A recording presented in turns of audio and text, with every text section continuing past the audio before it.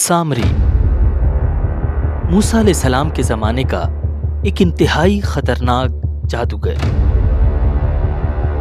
جس نے اپنے جادو کے ذریعے سونے کا ایک بولنے والا بچڑا بنایا اور ہزاروں بنی اسرائیلیوں کو گمراہ کر کے قتل کروا دیا۔ سامری اتنا طاقتور کیسے بنا اور موسیٰ علیہ السلام نے کیسے اس کی طاقت کو ختم کیا، جانیے آج کی ویڈیو میں۔ Welcome to Islamic world view. فرعون کے غرق ہونے کے بعد حضرت موسیٰ علیہ السلام بنی اسرائیل کو لے کر وادی سینا کی طرف روانہ ہو گئے۔ اب اللہ تعالیٰ نے بنی اسرائیل کی رہنمائی کے لیے موسیٰ علیہ السلام کو آسمانی کتاب دینے کا فیصلہ فرمایا اور انہیں 30 راتوں کے لیے کوہ طور پر بلایا۔ روانگی سے پہلے حضرت موسیٰ علیہ السلام نے اپنے بھائی حضرت ہارون علیہ السلام کو اپنا جانشین مقرر کیا۔ وہ بھی نبی تھے اور بنی اسرائیل کو اللہ کی عبادت کی تلقین کرتے رہتے تھے۔ ایک دن حضرت ہارون علیہ السلام نے اپنی قوم سے کہا، اے بنی اسرائیل، جب تم مصر سے نکلے تھے تو تمہارے پاس قبطی لوگوں کے زیورات امانت کے طور پر تھے۔ یہ مال ہمارے لیے حلال نہیں ہے، اس لیے بہتر ہے کہ ہم اس سے جان چھڑوا لیں۔ پھر حضرت ہارون علیہ السلام نے ایک گڑھا کھدوایا اور بنی اسرائیل سے کہا، اپنے زیورات اس گڑھے میں پھینک دو۔ سب نے اپنے اپنے زیورات لا کر گڑھے میں ڈالنا شروع کر دیے۔ یہ سارا منظر ایک آدمی خاموشی سے دیکھ رہا تھا، جس کا نام تھا سامری، ایک انتہائی خطرناک جادوگر۔ لوگوں کی نظر میں وہ مسلمان تھا، مگر حقیقت میں وہ پکا کافر تھا اور بنی اسرائیل میں فتنہ پھیلانا چاہتا تھا۔ جب سب لوگ اپنے زیورات پھینک چکے تو سامری بھی آہستہ آہستہ گڑھے کے قریب آیا۔ اس کی دونوں مٹھیاں بند تھیں۔ وہ حضرت ہارون علیہ السلام کے پاس آ کر بولا، کیا میں بھی یہ پھینک دوں؟ حضرت ہارون علیہ السلام نے سمجھا کہ شاید یہ بھی زیور ہی لایا ہے، اس لیے فرمایا، ہاں ڈال دو۔ سامری نے کہا، میرے لیے دعا کریں کہ جب میں یہ چیز ڈالوں تو جو میں چاہتا ہوں وہ پورا ہو جائے۔ حضرت ہارون علیہ السلام کو اس کی نیت کا نہیں پتا تھا، اس لیے انہوں نے دعا کر دی۔ اصل میں سامری کی مٹھی میں زیور نہیں بلکہ مٹی تھی، بہت ہی خاص مٹی۔ اس نے وہ مٹی زیور کے ڈھیر پر پھینک دی۔ حضرت ہارون علیہ السلام نے اس کو حیرانی سے دیکھا مگر کچھ کہا نہیں۔ سارا زیور اس گڑھے میں دفن کر دیا گیا۔ رات کے آخری پہر جب سب سو گئے تو وہ خاموشی سے آیا، دفن زیورات نکال کر اپنی جگہ لے گیا اور انہیں آگ میں ڈال دیا۔ وہ انہیں پگھلا کر سونے کا ایک جادوئی بچڑا یعنی گائے کا ایک بچہ بنا رہا تھا۔ جب وہ بچہ تیار ہوا تو سب لوگ حیران رہ گئے، کیونکہ سونے کا وہ بچڑا اصلی گائے کے بچے جیسی آواز نکال رہا تھا۔ لوگ حیرت اور احترام سے اس بچڑے کو دیکھ رہے تھے، جیسے کہ وہ کوئی بہت مقدس چیز ہو۔ پھر انہوں نے سامری سے پوچھا کہ یہ کیا ہے؟ سامری کے چہرے پر انتہائی بھیانک مسکراہٹ آئی اور اس نے بہت ہی پراسرار انداز میں کہا، یہ تمہارا معبود ہے۔ یہ جواب سن کر مجمع میں کچھ دیر کے لیے خاموشی چھا گئی، مگر پھر بجائے اس بات کے انکار کے ان جاہل قسم کے لوگوں نے کہا، ہاں ہاں، سامری ٹھیک کہتا ہے، یہی تمہارا معبود ہے، اور موسیٰ کا بھی۔ موسیٰ شاید بھول گئے ہیں۔ اور پھر انہوں نے اس بچڑے کی مورتی کو چومنا اور پوجنا شروع کر دیا۔ حضرت ہارون علیہ السلام کو جب پتہ چلا تو وہ فوراً پہنچے اور انہوں نے انہیں روکنے کی بہت کوشش کی۔ انہوں نے کہا، میری قوم کے لوگوں، تم اس بچڑے کی وجہ سے فتنے میں مبتلا ہو گئے ہو، اور حقیقت میں تمہارا رب تو رحمان ہے، اس لیے تم میرے پیچھے چلو اور میری بات مانو۔ لیکن بنی اسرائیل نے ان کی بات نہ مانی۔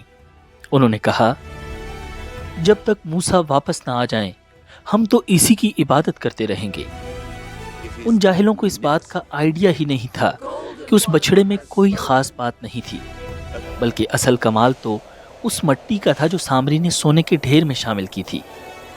اب آپ سوچ رہے ہوں گے کہ آخر اس مٹی میں ایسا کیا راز چھپا تھا اور سامری کے پاس یہ خاص مٹی آئی کہاں سے؟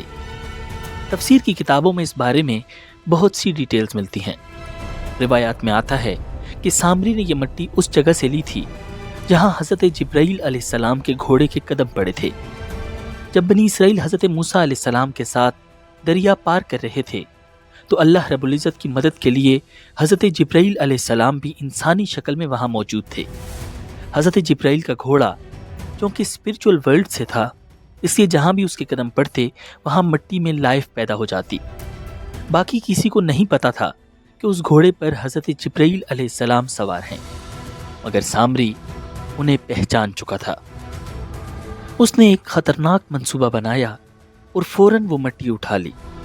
وہ مٹی جب اس نے بچھڑے میں ڈالی تو وہ آواز نکالنے لگا۔ حیرت کی بات یہ ہے کہ سامری کے پاس ایسی کیا خاص طاقت تھی کہ جبرائیل علیہ السلام کو باقی کوئی نہ پہچان سکا مگر اس نے فوراً پہچان لیا۔ اس کا راز چھپا ہے سامری کے بچپن میں، جو ہم آپ کو ویڈیو میں آگے چل کے بتائیں گے۔ اب سامری اپنی چال میں کامیاب ہو چکا تھا اور بنی اسرائیل کی بہت بڑی تعداد گمراہ ہو چکی تھی۔ دوسری طرف موسیٰ علیہ السلام جو کہ کوہ طور پر موجود تھے، انہیں اس بات کا بالکل آئیڈیا نہیں تھا کہ پیچھے ان کی قوم کے کیا حالات ہیں۔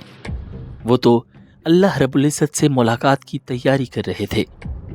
انہیں اللہ کے حکم سے 30 دن تک روزہ رکھنا تھا اور کوہ طور پر اعتکاف کرنا تھا۔ حضرت ابن عباس رضی اللہ تعالی عنہ کی روایت ہے کہ جب حضرت موسیٰ علیہ السلام کا 1 مہینے کا اعتکاف مکمل ہوا تو انہوں نے اللہ تعالیٰ سے ہم کلامی کی تیاری شروع کر دی۔ چونکہ وہ مسلسل روزے سے تھے اس لیے ان کے منہ سے بو محسوس ہونے لگی تھی۔ انہوں نے یہ مناسب نہ سمجھا کہ رب العالمین سے اسی حالت میں گفتگو کریں، اس لیے انہوں نے ایک خوشبودار بوٹی کو چبایا اور کھا لیا۔ فوراً اللہ تعالیٰ کی طرف سے وحی نازل ہوئی، اے موسیٰ، تم نے ہم کلامی سے پہلے روزہ کیوں افطار کر لیا؟ حضرت موسیٰ علیہ السلام نے اس کی وجہ بیان کر دی۔ اس پر اللہ رب العزت کی طرف سے حکم ہوا کہ 10 دن اور بڑھا کر 40 دن مکمل کرو۔ کیا تمہیں نہیں پتا کہ ہمارے ہاں روزہ دار کے منہ کی بو مشک کی خوشبو سے بھی زیادہ محبوب ہے؟ اور یوں موسیٰ علیہ السلام نے 40 دن کا اعتکاف مکمل کر لیا۔ اس کے بعد اللہ تعالیٰ نے موسیٰ علیہ السلام سے کلام فرمایا۔ اسی لمحے موسیٰ علیہ السلام کے دل میں ایک خاص شوق پیدا ہوا۔ اللہ تعالیٰ سے بات چیت کرنا ان کے لیے اتنا اسپرچول اور امیزنگ ایکسپیرینس تھا کہ ان کے دل میں یہ خواہش جاگی کہ کاش میں اپنے رب کو دیکھ بھی سکوں۔ انہوں نے بہت ادب کے ساتھ عرض کیا، اے میرے رب، مجھے اپنا دیدار کرا دے تاکہ میں تجھے دیکھ سکوں۔ اللہ رب العزت نے جواب دیا، تم مجھے ہرگز نہیں دیکھ سکتے۔ اچھا چلو اس پہاڑ کی طرف دیکھو، اگر وہ اپنی جگہ قائم رہ گیا تو تم مجھے دیکھ لو گے۔ پھر اللہ رب العزت نے اپنے نور کی ایک جھلک اس پہاڑ پر ڈالی اور دیکھتے ہی دیکھتے ایک دھماکہ ہوا اور وہ عظیم الشان پہاڑ ریزہ ریزہ ہو گیا۔ موسیٰ علیہ السلام اس منظر کی شدت سے زمین پر گر پڑے اور بے ہوش ہو گئے۔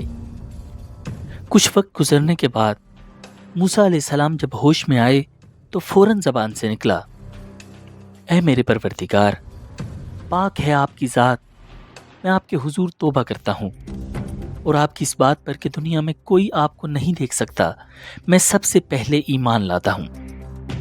انہوں نے سمجھ لیا تھا کہ دنیا میں انسان اللہ رب العزت کی دیدار کی طاقت نہیں رکھتا۔ اللہ کا نور اتنا عظیم ہے کہ پہاڑ جیسی مضبوط چیز بھی اسے برداشت نہیں کر سکتی، تو انسان کیسے کر سکتا ہے؟ پھر اللہ تعالیٰ نے ارشاد فرمایا، اے موسیٰ، میں نے اپنا پیغام دے کر اور تم سے ہم کلام ہو کر تمہیں تمام انسانوں پر فوقیت دی ہے، لہٰذا میں نے جو کچھ تمہیں دیا ہے اسے لے لو اور ایک شکر گزار شخص بن جاؤ۔ اب اللہ تعالیٰ نے موسیٰ علیہ السلام کو اپنی کتاب تورات عطا فرما دی، جو کہ کچھ خاص قسم کی تختیوں پر لکھی ہوئی تھی۔ موسیٰ علیہ السلام بہت خوش تھے۔ ابھی تک انہیں نہیں پتا تھا کہ پیچھے سامری نے کیا فتنہ پیدا کر دیا ہے۔ پھر اللہ تعالیٰ نے موسیٰ علیہ السلام کو خبر دی، اے موسیٰ، تمہارے جانے کے بعد ہم نے تمہاری قوم کو آزمائش میں ڈالا ہے اور انہیں سامری نے گمراہ کر دیا ہے۔ یہ سن کر موسیٰ علیہ السلام حیران رہ گئے۔ انہیں یقین ہی نہیں آ رہا تھا کہ اتنی جلدی ان کی قوم کیسے گمراہ ہو گئی، اور وہ بھی اس وقت جب ہارون علیہ السلام ان کے درمیان موجود تھے۔ وہ شدید غم اور غصے کی حالت میں کوہ طور سے واپس لوٹے۔ جب وہ بنی اسرائیل کے پاس پہنچے تو دیکھا کہ وہ بچھڑے کی پوجا کر رہے ہیں اور گمراہی میں ڈوب چکے ہیں۔ غصے اور دکھ میں بھرے ہوئے موسیٰ علیہ السلام بولے، تم نے میرے بعد کیا برا کام کیا؟ کیا تم اتنے بے صبرے ہو گئے کہ اپنے رب کے حکم کا بھی انتظار نہ کر سکے؟ شدید غصے کی حالت میں انہوں نے تورات کی تختیاں زمین پر رکھ دی اور اپنے بھائی حضرت ہارون علیہ السلام کے بالوں سے پکڑ کر انہیں اپنی طرف کھینچا۔ ہارون علیہ السلام گھبرا کر بولے، اے میرے بھائی، میں نے انہیں روکنے کی بہت کوشش کی مگر انہوں نے میری ایک نہ سنی۔ ان لوگوں نے مجھے کمزور سمجھا اور قریب تھا کہ مجھے قتل ہی کر دیں۔ پھر انہوں نے موسیٰ علیہ السلام کو سامری کا پورا واقعہ بتا دیا۔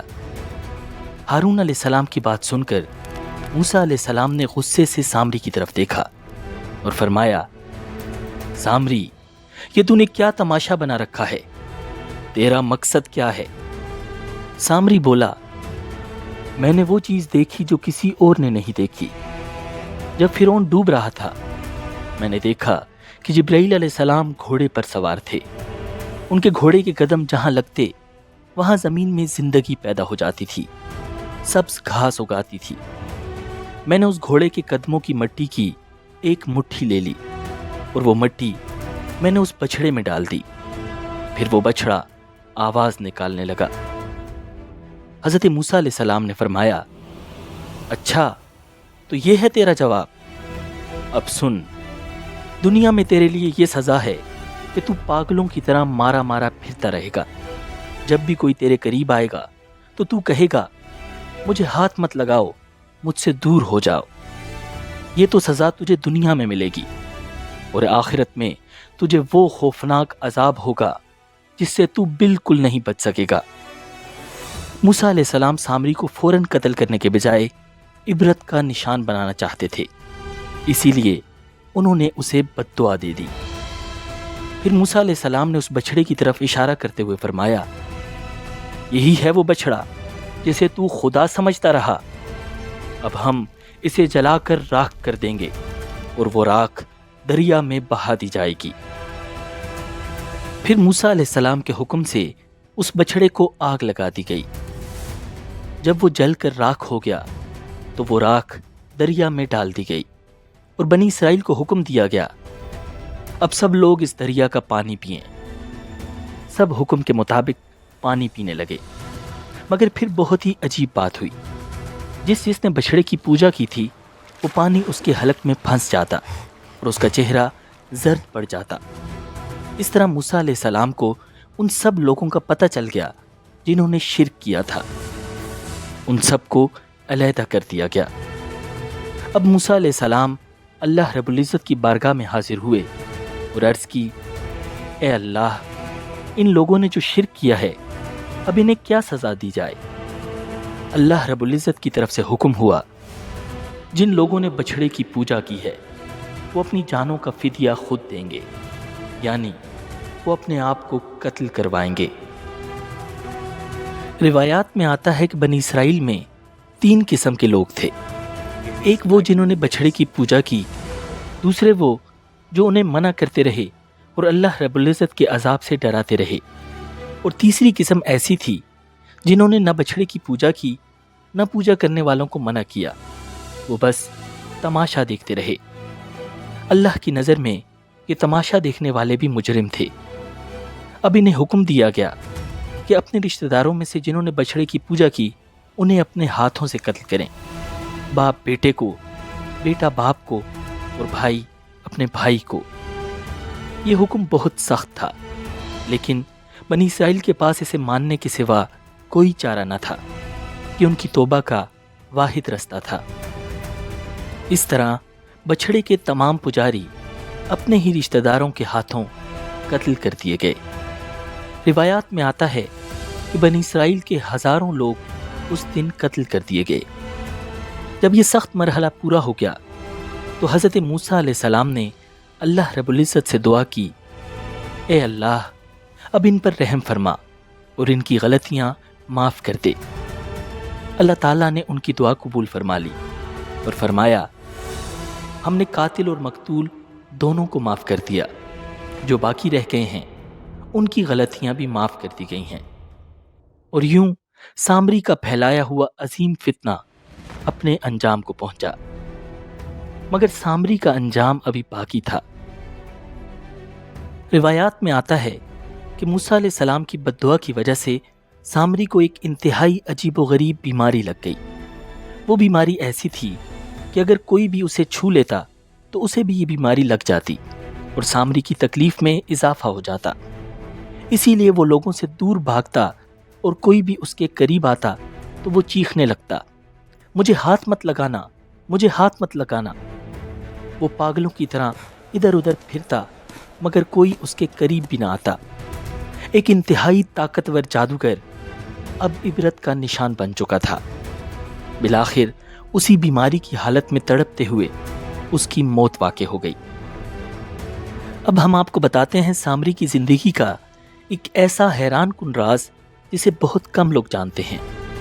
یہ انفارمیشن ہمارے تک ایک انتہائی جلیل القدر صحابی حضرت ابن عباس رضی اللہ تعالیٰ عنہ کے ذریعے پہنچی ہے۔ حضرت ابن عباس رضی اللہ تعالیٰ عنہ فرماتے ہیں کہ سامری کی پرورش خود حضرت جبرائیل علیہ السلام نے کی تھی۔ سامری اسی سال پیدا ہوا تھا جب فرعون نے بنی اسرائیل کے تمام لڑکوں کو قتل کرنے کا حکم دیا تھا۔ اس کی ماں اس کی جان بچانے کے لیے اسے ایک غار میں چھوڑ آئی۔ اب وہ غار میں اکیلا پڑا تھا۔ اللہ رب العزت کو اس کی حالت پر رحم آیا اور اللہ تعالیٰ نے اس کی حفاظت اور پرورش کے لیے حضرت جبرائیل علیہ السلام کو مقرر فرما دیا۔ وہی اس کو کھلاتے پلاتے رہے یہاں تک کہ وہ خود چلنے پھرنے کے قابل ہو گیا۔ اسی دوران وہ حضرت جبرائیل علیہ السلام کو اچھی طرح پہچان چکا تھا، اسی لیے جب بعد میں اس نے انہیں دوبارہ دیکھا تو فوراً پہچان لیا۔ مگر افسوس کہ اللہ رب العزت کے اس عظیم احسان کا شکر کرنے کے بجائے وہ شیطان کے بہکاوے میں آ گیا اور خود بھی گمراہ ہوا اور اپنے ساتھ اوروں کو بھی گمراہ کر دیا۔ ویڈیو مکمل دیکھنے کا شکریہ۔ اگر آپ کو یہ ویڈیو پسند آئی ہے تو ویڈیو پر لائک اور کامنٹ کیجیے۔ موسیٰ علیہ السلام اور فرعون کا حیرت انگیز واقعہ جاننے کے لیے اس ویڈیو پر کلک کیجیے۔ مجھے دیجیے اجازت۔ اللہ نگہبان۔